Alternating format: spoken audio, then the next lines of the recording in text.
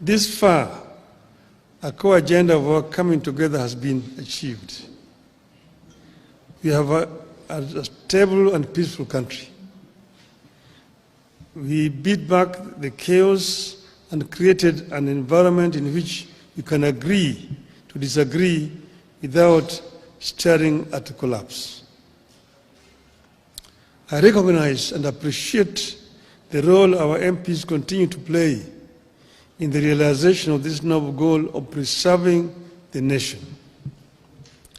As I've said before, whatever the differences and misgivings we have as parties or leaders, we must have a country first. Only then can we set about discussing how to perfect the nation's imperfections and even who is to lead the nation. This is a core belief of our party. We stand for and with the country and act in the interest of the people of Kenya.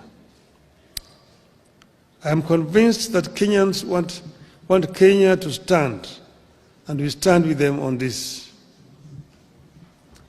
Ronald Reagan used to tell Americans, and I quote, "If we ever forget that we are one nation under God, then we will be a nation gone under," unquote. As Kenyans, we know only too well what happened to nations that went under. Some took too long to come back, others never made it back at all. Kenya must never tempt that fate. As a party, we must never be ashamed to remind the people that we can never accept collapse as an alternative path to power. We must never be shy to remind the country that as a party, we have pursued compromise before and will pursue it whenever necessary in the interest of the nation. We had the option of taking it out to the bitter end in 2007-2008. All we needed was to insist that we would not engage in any talks with our opponents.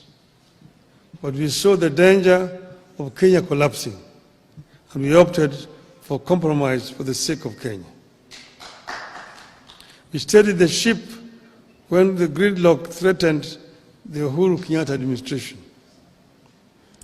In order to make the country move forward and pass some of the agenda that was seen to be pro-people between 2018 and 2022, ODM had lent a hand. We asked for no titles or positions in return. We insisted only on better policies and programs for the people of Kenya and reforms so that we would not witness the repeat of what had happened in 2017. History indicates that each time the leaders of this country have come together, some great things happen. We got the 2010 Constitution because we made compromises with the President Daniel Arap Moi and made him appreciate that it was in his interest, as well as the country's, to midwife a new constitution. We achieved more under the Grand Coalition government than under the NAC regime. The NAC regime swept to power in a wave of popularity, but quickly got hijacked by isolationists and quickly lost the plot to tribal demagogues. Over time, we have appreciated that it takes teamwork to get any edifice, a country included, back on the right track. Today, we are again seeing early fruits of cooperation between political parties. By blending what ODM has always believed in with what ODA believes in, we came up with their widely accepted 2025-2026 budget. thanks to the ODM experts. They have also come up with programs to implement agreements like the NADCO report and the MOU that lay ground for the realization of our broader national ambitions. The ability to make compromises without compromising the core values and the goals is yielding fruits. We are not out of the woods yet, but we are in a better place today than at this time in 2024 or this time in 2023. Much work remains to be done in the pursuit of a stable, equitable, and prosperous country that delivers to the citizens. It will require firm and resolute leadership, regular consultations, more sobriety, and constant focus on the needs of the people. I mention sobriety because in times like this, it is possible for politicians to spend more time listening to the echoes of their own voices and the cheers from the masses, and forget that we are leaders and we are supposed to be leading.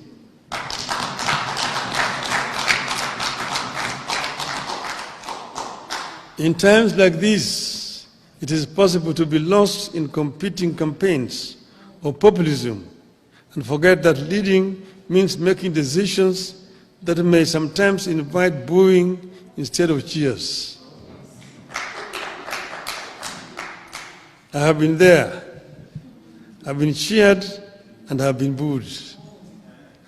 I was once set up against the people when I set about clearing the ground for the Thika superhighway and the bypasses around Nairobi. Today, everyone claims credit for Thika superhighway and the bypasses. My colleagues in Parliament once disowned me when, together with KANU, I championed the Constitution Review Commission that laid the groundwork for what became the 2010 Constitution, and which everyone claims credit for today. So my appeal to you as we embark on some of the legislative agenda coming up is that you should never feel powerless or feel like giving up because populists around you are seeking popularity at the expense of leadership. When they call you Baba and someone sets the homestead on fire, does Baba join the burning of the homestead just because it looks like exciting, or does Baba help to put out the fire? Does Baba release his sons and daughters to add fuel to the fire, or does Baba ask his children to fetch water? I know you know the answer. There's a time to lead and a time to acknowledge cheers. Popularity surges and wanes. Cheering masses come, change, and go. But solid service to the nation, brought against all odds, stands the test of history. Today, I charge you to soldier on in this cause. It is good for our people. It is good for our country. If you act out of conviction, if you put the people at the heart of your maneuvers, if you ensure that our actions are in line with our ideals as a party and our aspirations as a country, the luck of history will be on our side. And I've said, as has been said by Dr. Oscar Hotel there, he told you, stand for what is right for the party. And look at what we have signed. And we must remain as ODM. And we've signed and agreed that we'll work together up to 2027. We have not passed any resolution as a party to say how we are going to go into the elections of 2027. So wherever you are, don't commit the party to some things which have not been discussed. Let those things be discussed first. We are ODM. Who's told you that ODM will not have a candidate in 2027? Who has told you? So first, think as ODM. We have a clear plan that we have negotiated and we have agreed on, and let us continue to implement that plan. Other decisions we'll take when the time comes. Finally, first, I want to thank Mbadi for bringing out some of the issues. Like he talked about selling some assets. Kenya Pipeline Corporation. The pipeline is underground from Mombasa to here. Even if you sell it, where is somebody taking it to? It remains very much an asset of Kia. It is just there on the ground. So somebody want to buy it, buy it. That is what Margaret Thatcher told Britons when the Arabs were coming with petrodollars to buy historical buildings in the UK. She said, even if they buy Buckingham Palace, where are they going to take it? It remains here. Your asset. It's an idle asset. Sell it so that you get money instead of going to borrow. Make money to invest instead of going to borrow here. I want to sell the shares of Safaricom.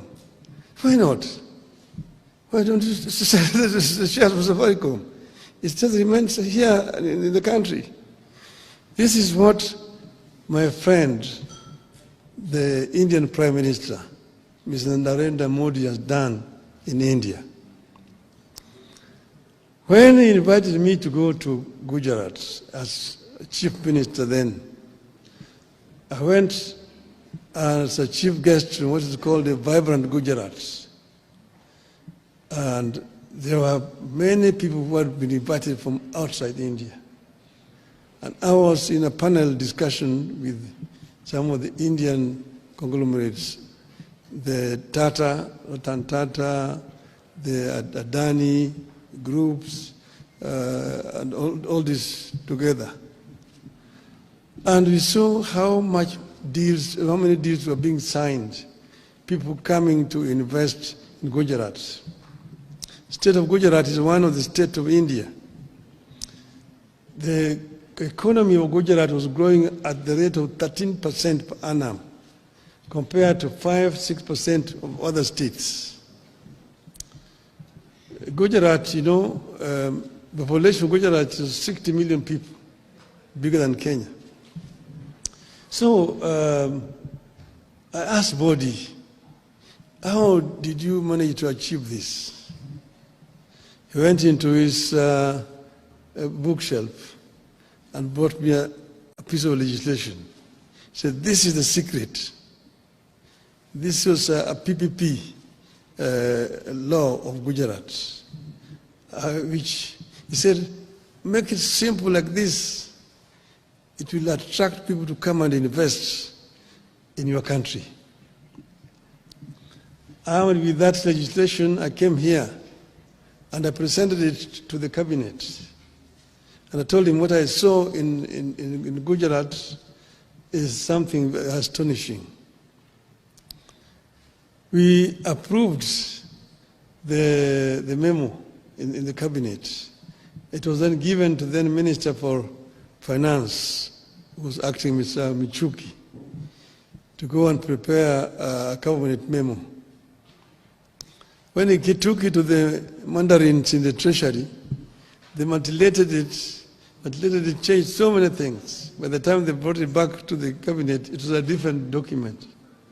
I told him, who will come, who will want to risk his capital with this kind of things you put in this law? It was passed and brought to Parliament, passed, no investors came because there were so many restrictions and private capital is risk shy. But when I was there, they took me. They took us. I was in that delegation as a prime minister. I'd gone with the current Prime Cabinet Minister, Mr. Mudavadi. We were with President Ruto at that time, with Chris Obure, who was a minister for Public Works. I was with a big delegation. We were taken to a place called Mundra, a port, where they had built. Modi had given just land to Adanis, 5,000 hectares of land, marshland near the sea. They drained that land and built a port. So they were using that port to import coal from Indonesia. And they put up a power plant, 4,600 megawatts of power. Then the Tata group followed suit and also built a similar plant, 4,600 megawatts there. So a total of 9,600 megawatts was being generated from that port alone. Our total generation capacity in this country today is not even 3,000. That's from that port. And then they built a railway line, 100 kilometers to join with the national railway system. A sleeping village of 5,000 people rose to become a village of a town of 200,000, eventually now 500,000 people. And the investors came to invest in that place. They even built an airport in that place. Okay? Then I can give you so many other examples. So you find the same people, Adani, are given them Bombay. Bombay airport used to be so dilapidated, fly infested and so on. They could have constructed Bombay airport. Today Bombay airport is so efficient when you go there. You go and look at the Delhi airports. When Modi eventually became Prime Minister of India, he now replicated what he had done in Gujarat in the whole of India. Within the time that he has been the Prime Minister for 10 years, they have constructed 130,000 kilometers of railway line through PPP. They have, in almost every state in India has got 2 international airports in India. All this being done through PPPs. And that's why when Adani came here to want to do this airport, and too much noise was being made in Parliament for no reason at all, they pulled out. The Red Airport is just like here, it is. It's just as it is. They are not taking it away. They are bringing their money to do it. They are bringing their money to do it. And they will charge for over 30 years so that they don't charge so highly. That's what would have happened. Now, a similar arrangement is happening in Kigali. So the Qataris are building Kigali International Airport in the same terms like Adani wanted to do here. So Kigali is going to be the